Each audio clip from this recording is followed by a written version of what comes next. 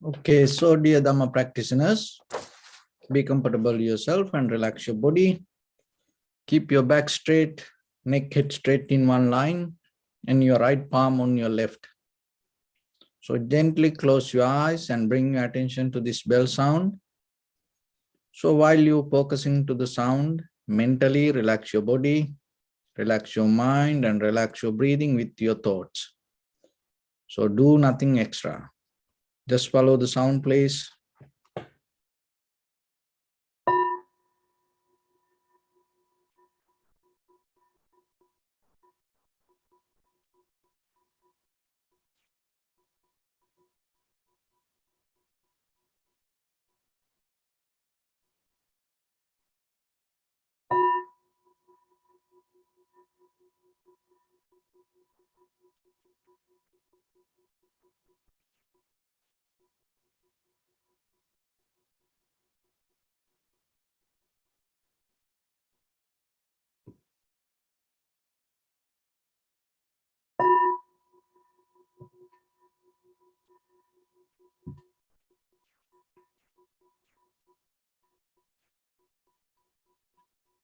Namo tassa bhagavato arahato samma sambuddhassa. Namo tassa bhagavato arahato samma sambuddhassa. Namo tassa bhagavato arahato samma sambuddhassa. Homage to the Blessed One, the Exalted One, the fully enlightened one. So dear Dhamma practitioners, before we start our practice session, we'll take few minutes to understand how this meditation practice can bring benefit for us to have a very comfortable life in this conventional life, and at the same time how it can develop our spiritual practice. So when it comes to basically that there are two kind of world. What is first one is the conventional world. The conventional world means the life we experience with the perception in this material realm. And the other world is beyond our this moment, beyond our death, beyond our experience. So profitable actions means whatever you do, it should bring the benefit to both world, both this moment and even beyond this moment. Neglecting this moment, just thinking about eternal life, it doesn't work. And neglecting eternal life, thinking about this moment also doesn't work. So we have to have ability to integrate this both. And that is why understanding the very nature of the causality, cause and effect is very important. Because when it comes to the world, it is not something separately exist. So when we understand this, it is better we go to the history and see what are the roots from where this is start. In the beginning of the world, people had many gods. For rain, there were gods. For sun, they used to believe it as a god. Stars, there are gods. For wind, there was a god. For each and every thing, there were gods. Many gods. And people believed it's doing some external power. See that very observation separate the person and the object. That separation itself create an illusion. And then what happened? By the time they come to a point to understand, no, even though this everything separately happened under the different the observation or coordination from a different God, maybe behind that there is another superpower.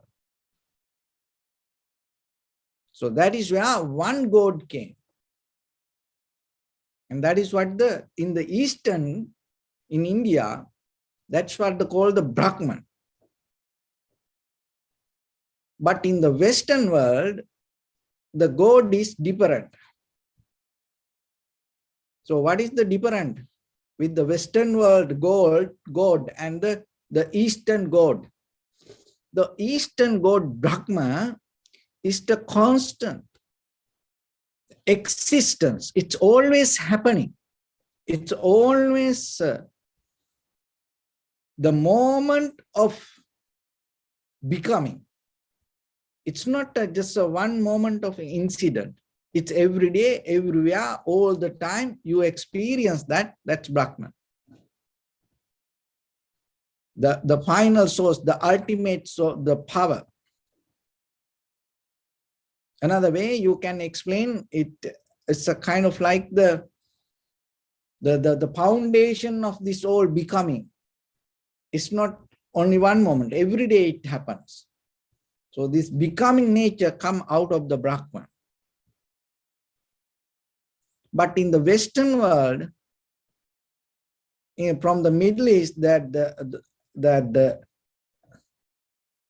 the God concept started, and it happened as one incident, creation. In a certain time period, it happened, and after that, now the whatever the God done, it's finished. Now it's our responsibility to move forward. So from that point, in the Eastern, this Brahman, so people used to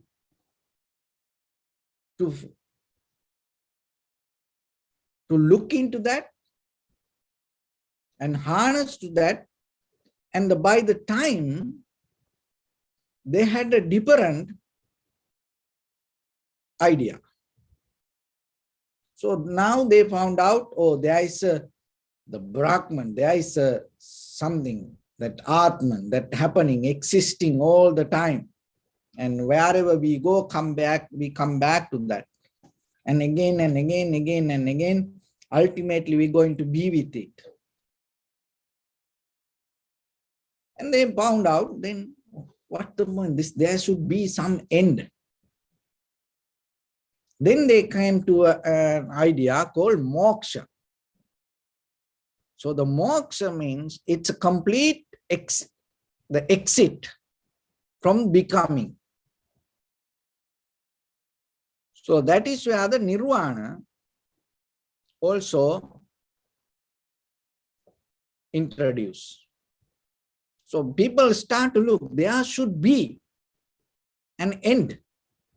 This always keep becoming, coming back to, cannot happen. There should be a way to end. So then the Buddha, through the Vipassana, found out how you can get out of this existence. So when it comes to today, we have to understand, and out of the life that we experience, The most of time out of this practice, are we really look for like that liberation, or are we try to experience something? It's totally different. Because when it comes to that self-centered experience, this always that there is that the I am going to be there. But when it comes to liberation or the Nibbana, it's totally give up that self-centered idea. So that's where the meditation come and play the role. So then when it comes to practice meditation, you should know this difference. Because the mind you can practice to both ways. The mind, it's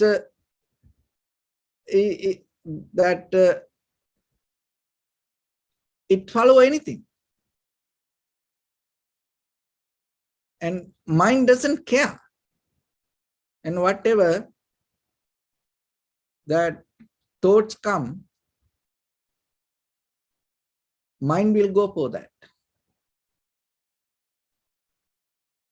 So that's why you have to be very careful with the mind. And behind that understanding, you should have very clearly, just rather than go with the mind, you have to come to a point to know what you want. So that what you want, it's not kind of like a idea that you go and gain something. It's a total freedom. It's a total liberation. So go into that. You have to come to a point to settle down. When you settle down in that very moment, you should not have any intention deeply inside you, even yourself, even in the very next moment to become. It's always you have to bring the ability to calm down. So when it comes to that point, so the deeper your awareness start to become more stronger and sharper and clear. So get into that awareness, breaking down and go through the mind, go through the patterns, go through the body, go through the desires. To get into the awareness, there is a method. So don't use the mind. Because if you just use the mind, it's never going to take you there. So then, in the beginning, we need the primary mental object. In Pali, it's called nimitta. So the primary mental object, you can take from outside and you can take from inside or anything, something you have to select. So ourselves, we take our own inhalation, exhalation. So it's nothing to do with your ideas. Now you select. So then you stay there. Then it's that little by little, you bring your awareness towards that. And this practice, it called in a certain level, once you settle down with it, called the samadhi. This whole process, this concentration, we call as samadhi. So that means you settle down with the primary mental object, not with any other thoughts. So by the time what will happen, the thoughts start to settle down. The body will settle down. Feelings will settle down. Desire, needs will settle down. So it's a kind of like a trance that, because if you look very carefully, in day-to-day life, look ourselves, we always into something mentally, always look into something. The physically we are interfering to something. And emotionally, we always engage with something. So we have a nature current. Always go and play with it. And when it go to that current, there are two ways. One is gaining, controlling, holding. It's a kind of like it's called the Purusha. It's a kind of like a male behavior. And another way, it's always tangling. And it always kind of like hold it to, harbor it to. So it's a kind of like a female nature.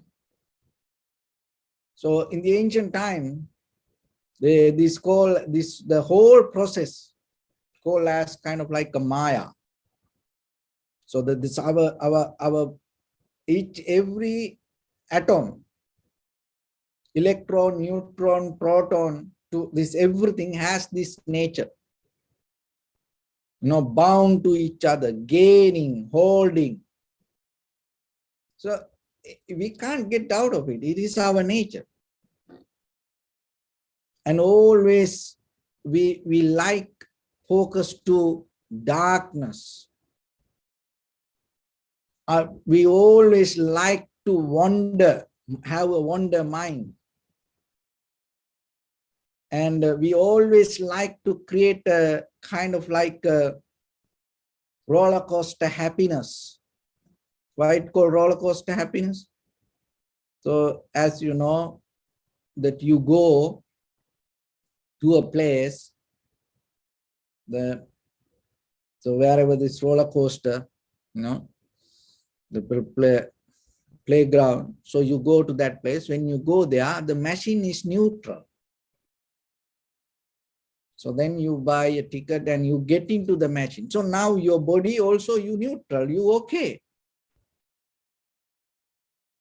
And you buy it, you pay some money, you buy a ticket and you go in and jump into the machine. And now what happened? Then the machine start to take you to a ride. And then it's go, up and down, wild, and it brings some kind of, feelings like a bungee jumping, and your whole body going through kind of like different emotions, and you was, afraid. Sometimes you shout, and some people cry, some people laugh, and then after that all, you come to the same place.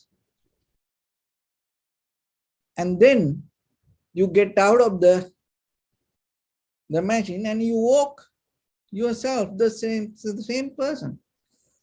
But that moment that you went through, you feel kind of like something you had, but you didn't have anything. Only thing, you just go through some kind of motion. That's it.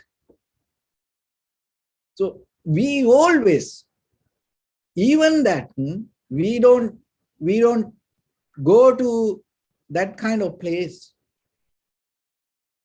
Try to understand this very carefully. So wherever we are, as who we are, like this, we always create in our mind that roller coaster happiness. We always interfere physically, emotionally, mentally. We create that kind of things. We go through kind of like a thought pattern, dreams, and then finally, and maybe we laugh, we cry, we smile, we make some noise, sound, and then finally you come back. And then you feel, oh, good, very good. So like that, This mind has a nature to always into. So the samadhi means you slowly withdraw from that. And you into only your primary mental object, but you have to cut off that deeper, the nature that you have into that roller coaster happiness. Because in meditation also you can create that. So that is the important thing, it's holding to the primary mental object and developing concentration. And once you find the moment, even once one single moment, even 1%, if you get into the tranquility state, then the very next thing is, so now you have the primary mental object and then concentration, and once you see it, you have to have the ability to hold it to it. It calls samapatti. So the samapatti means contemplation. So the contemplation is the you settle down there. If you don't settle down, if you always keep the concentration, maybe you go out of the track. Maybe you go somewhere else. So the contemplation is important, then you have to have the ability to settle down. So it's like this. You come home, and when you come to home or you go to a place, maybe you take a different way. You take a car, you may take the bus, train, and maybe you walk. So you do different activities to get into the home. So it's that all different activities, it's kind of like a concentration. But once you enter to the house, if you still keep going, walking here and there, then no rest. And if you sit on the chair, contemplation, you experience the sitting. You should not think about the walking or riding. You experience the sitting. That is the key ability that you have to develop in. But the mistake most of time we does what? And even in day-to-day life, we don't have that ability. Even we sit, we still on the journey inside our mind. So contemplation is the ability, once you hold the primary mental object or the sensation or the body or the feelings or anything, you have to have ability to stay there. And in the moment, maybe it is 1 second will disappear. Then again you keep the concentration, concentrate. And then by the time what happened, the duration to stay on the primary mental object, the contemplation, the moment, you can expand it. The duration going to become more and more and more. The length going to become more wider. So in that very moment, the recognition going to become more sharp and clear. The awareness going to become more stronger. And then in that moment, whatever the perception comes to you, without any kind of that previous habitual experience or the patterns, you have ability to understand it. Your mind has that ability. Your mind no need to learn everything. Your mind need to know how to keep the awareness. That is what you need. That is the main purpose from the human history when it comes to this spiritual path. That is the main purpose. That is the only thing that through the spiritual practice used to develop awareness. But by the time what happened, it start to mix with many other things, and then that the main reason disappeared, some other things, activities start to came to us, and now we just go with that collecting information. We don't have the awareness. Just imagine whatever the information you gain, whatever the skills you develop, if you lose one moment of awareness, what will happen? As you know, to become a pilot, it takes time.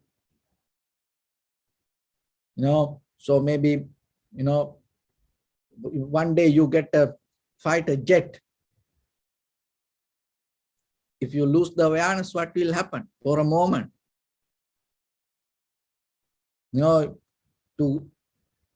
to become a good driver, it takes time. But it doesn't matter whatever the expensive vehicle, and whatever the road you drive, but if you lose the awareness for a moment, what will happen? It doesn't matter that you become, a very successful person, even maybe you become the president of the most powerful country. If you lose the awareness for a moment, what will happen? So, but the thing is, we don't think when it comes to in day-to-day life, we don't think that it is important for us. We think that the outside things more important for us. So once you have the awareness, what happens? You recognize you are part of this all. And when you don't have the awareness, what will happen? I will give a simile. When the very sunny day, we look at the sun, we look the blue sky, full moon day, we see the full moon. When the dark night, we enjoy the stars.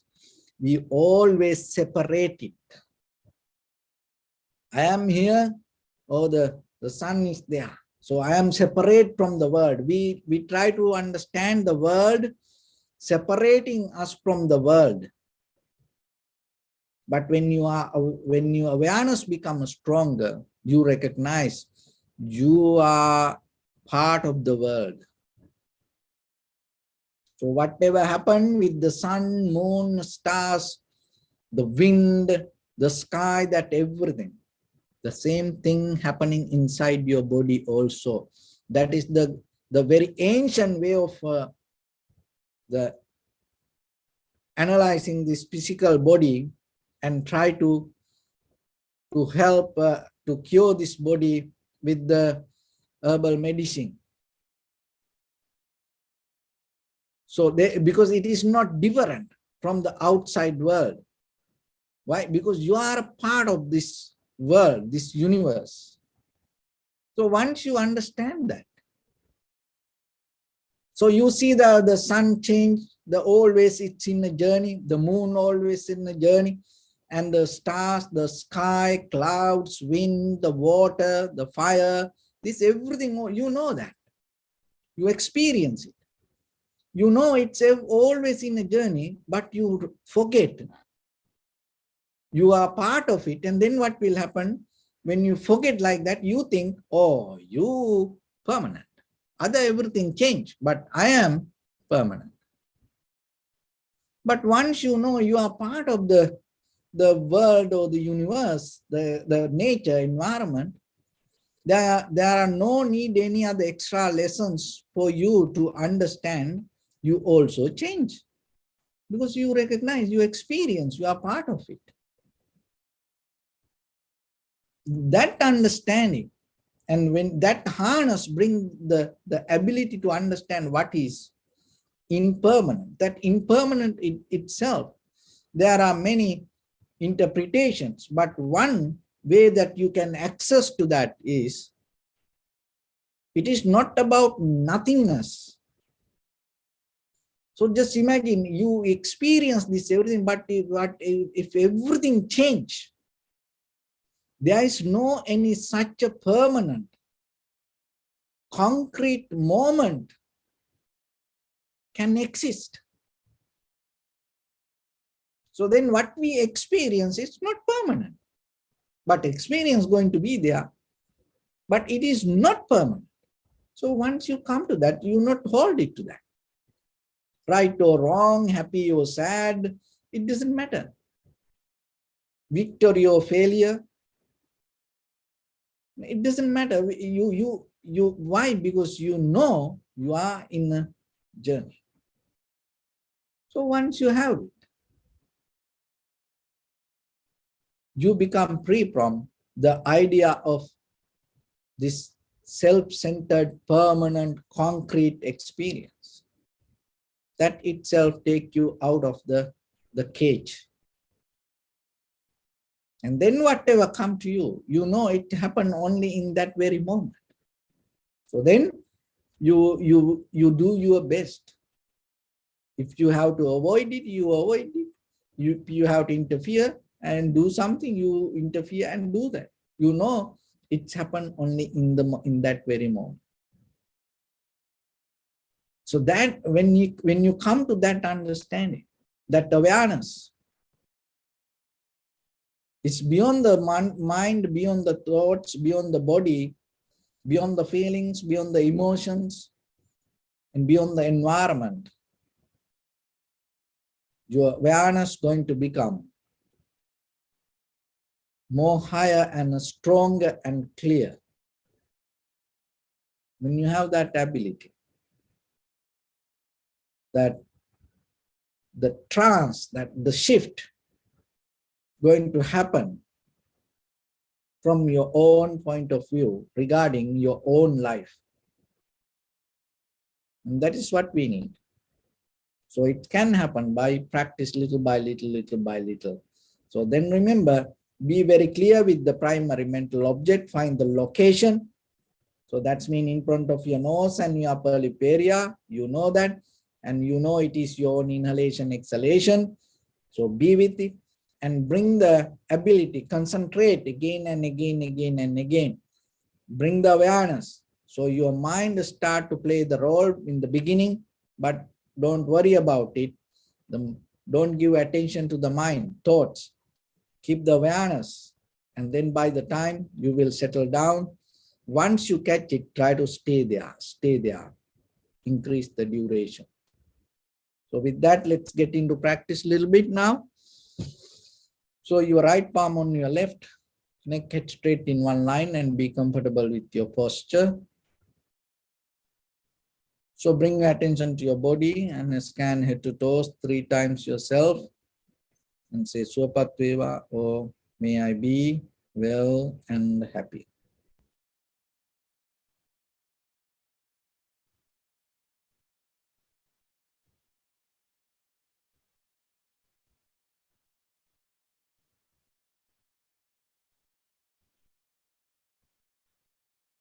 Take a moment and think. We gathered here in this moment to practice this ancient meditation technique. All the Buddhas, all the enlightened masters followed this path and achieved wisdom. So we also gathered here to accumulate that knowledge. In this moment with this sitting, may my body become more comfortable, may my breath be more smooth, may no difficulties come to me, may all the success come to me. Also think for a moment, this is the last moment we're spending in this very lifetime, and detach your mind from all your past memories and as well as any kind of future thoughts. Just try to remain in the present moment, observing the sensation of your inhalations and exhalations. So in the beginning, deeply and gently, breathe in, breathe out 3 times and find the sensation, please.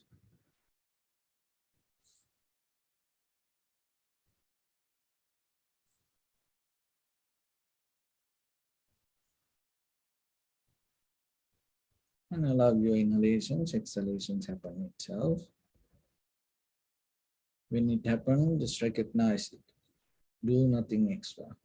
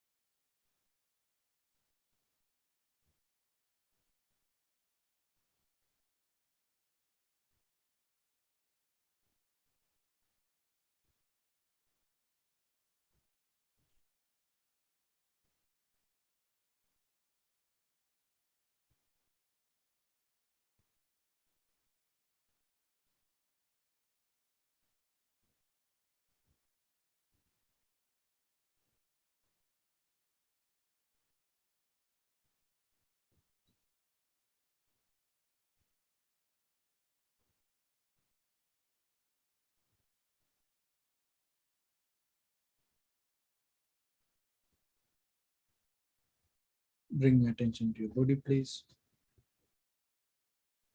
Observe your posture.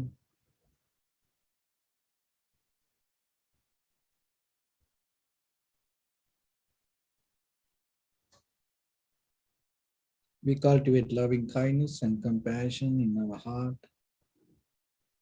and radiate it as a light through entire your compound, village, city, state, country, world, around this universe. Also as far as you can through galaxies, other planets, stars. Reminding yourself like this. With clear intention, mentally repeat after me. May all living beings in this universe be well and happy.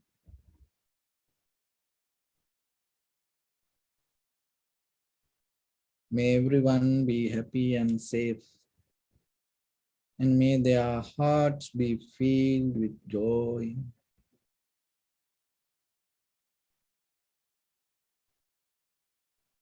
May all living beings live in security and in peace. Beings who are frail or strong, tall or short,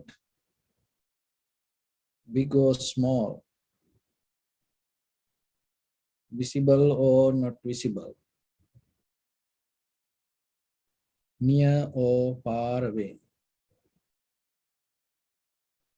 already born or yet to be born. May all of them dwell in perfect tranquility. Let no one do harm to anyone. Let no one put the life of anyone in danger.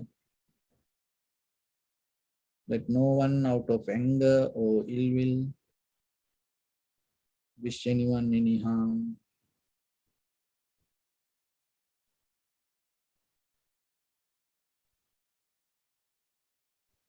Expand the loving kindness and compassion beginning from your heart. Forward. Visualize yourself and send it as a light.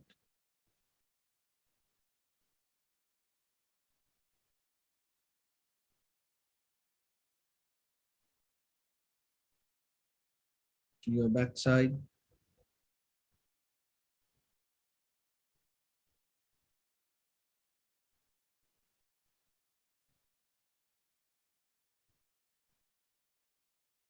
To your left side.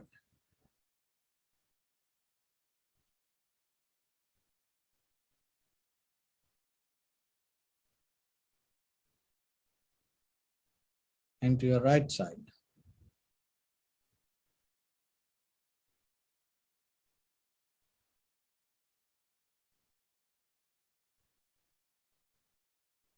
Downward.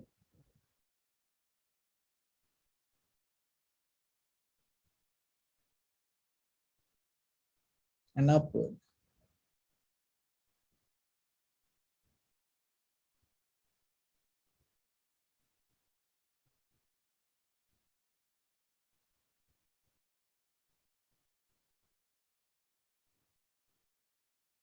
To all 6 directions at once.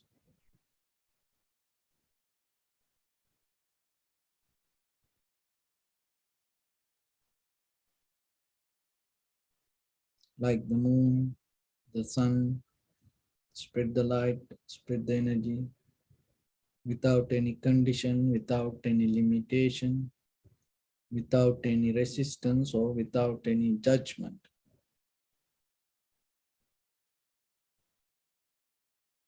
Let your heart to shine with the loving kindness and compassion from the bottom of it with the maximum effort to the highest.